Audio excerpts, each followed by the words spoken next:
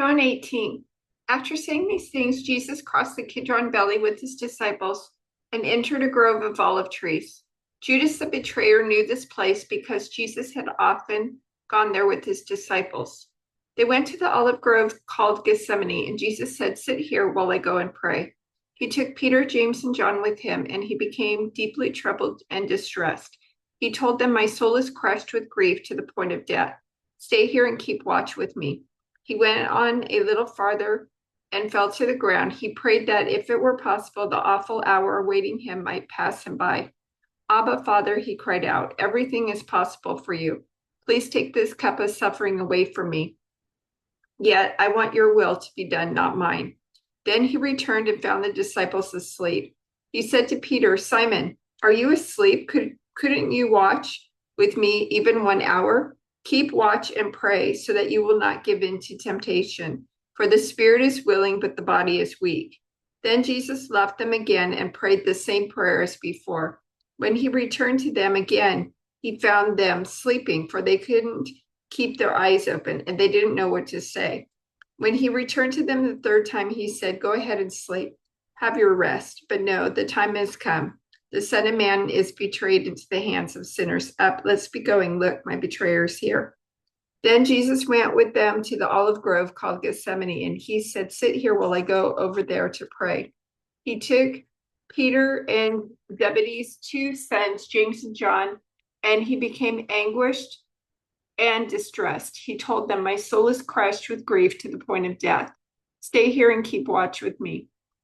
He went on a little farther and bowed with his face to the ground, praying, "My Father, if it is possible, let this cup of suffering be taken away from me. Yet I want your will to be done, not mine." Then he returned to the disciples and found them asleep. He said to Peter, "Couldn't you watch with me even 1 hour? Keep watch and pray so that you will not give in to temptation. For the spirit is willing, but the body is weak." Then Jesus left them a second time and prayed, "My Father, if this cup cannot be taken away unless I drink it, your will be done." When he returned to them again, he found them sleeping, for they couldn't keep their eyes open. So he went to pray a third time, saying the same things again. Then he came to the disciples and said, "Go ahead and sleep, have your rest. But look, the time has come. The Son of Man is betrayed into the hands of sinners. Up, let's be going. Look, my betrayer is here." Then, accompanied by the disciples, Jesus left the upstairs room and went as usual to the Mount of Olives. There he told them, "Pray that you will not give in to temptation." He walked away about a stone's throw and knelt down and prayed, "Father, if you are willing, please take this cup of suffering away from me. Yet I want your will to be done, not mine." Then an angel from heaven appeared and strengthened him. He prayed more fervently, and he was in such agony of spirit that his sweat fell to the ground like great drops of blood.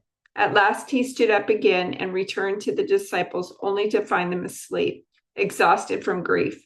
"Why are you sleeping?" he asked them. "Get up and pray, so that you will not give in to temptation." And immediately, even as Jesus said this, Judas, one of the 12 disciples, arrived with a crowd of men armed with swords and clubs. They had been sent by the leading priests, the teachers of religious law, and the elders. The traitor Judas had given them a prearranged signal. "You will know which one to arrest when I greet him with a kiss. Then you can take him away under guard." As soon as they arrived, Judas walked up to Jesus. "Rabbi," he exclaimed, and gave him the kiss. Then the others grabbed Jesus and arrested him. But one of the men with Jesus pulled out his sword and struck the high priest's slave, slashing off his ear. Jesus asked them, "Am I some dangerous revolutionary that you come with swords and clubs to arrest me? Why didn't you arrest me in the temple? I was there among you teaching every day. But these things are happening to fulfill what the scriptures say about me." Then all his disciples deserted him and ran away. One young man following behind was clothed only in a long linen shirt. When the mob tried to grab him, he slipped out of his shirt and ran away naked. And even as Jesus said this, Judas, one of the 12 disciples, arrived with a crowd of men armed with swords and clubs. They had been sent by the leading priests and elders of the people.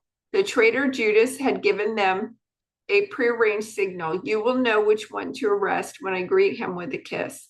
So Judas came straight to Jesus. "Greetings, Rabbi," he exclaimed, and gave him the kiss. Jesus said, "My friend, go ahead and do what you have come for." Then the others grabbed Jesus and arrested him. But one of the men with Jesus pulled out his sword and struck the high priest's slave, slashing off his ear. "Put away your sword," Jesus told him. "Those who use the sword will die by the sword. Don't you realize that I could ask my Father for thousands of angels to protect us, and he would send them instantly? But if I did, how would the scriptures be fulfilled that describe what must happen now?" Then Jesus said to the crowd, "Am I some dangerous revolutionary that you come with swords and clubs to arrest me? Why didn't you arrest me in the temple? I was there teaching every day. But this is all happening to fulfill the words of the prophets as recorded in the scriptures." At that point, all the disciples deserted him and fled. But even as Jesus said this, a crowd approached, led by Judas, one of the 12 disciples. Judas walked over to Jesus to greet him with a kiss. But Jesus said, "Judas, would you betray the Son of Man with a kiss?" When the other disciples saw what was about to happen, they exclaimed, "Lord, should we fight? We brought the swords." And one of them struck at the high priest's slave, slashing off his right ear. But Jesus said, "No more of this." And he touched the man's ear and healed him. Then Jesus spoke to the leading priests, the captains of the temple guard, and the elders who had come for him. "Am I some dangerous revolutionary," he asked, "that you come with swords and clubs to arrest me? Why didn't you arrest me in the temple? I was there every day. But this is your moment, the time when the power of darkness reigns." The leading priests and Pharisees had given Judas a contingent of Roman soldiers and temple guards to accompany him. Now, with blazing torches, lanterns, and weapons, they arrived in the olive grove. Jesus fully realized all that was going to happen to him, so he stepped forward to meet them. "Who are you looking for?" he asked. "Jesus the Nazarene," they replied. "I am he," Jesus said. Judas, who betrayed him, was standing with them. As Jesus said, "I am he," they all drew back and fell to the ground.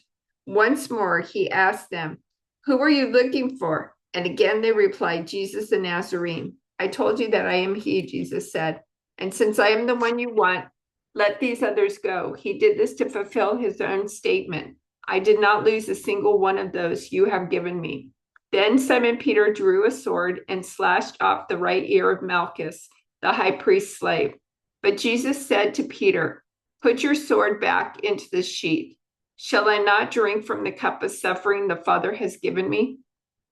So the soldiers, their commanding officer, and the temple guards arrested Jesus and tied him up. First, they took him to Annas, since he was the father-in-law of Caiaphas, the high priest at that time. Caiaphas was the one who had told the other Jewish leaders, "It's better that one man should die for the people." Simon Peter followed Jesus, as did another of the disciples. That other disciple was acquainted with the high priest, so he was allowed to enter the high priest's courtyard with Jesus. Peter had to stay outside the gate.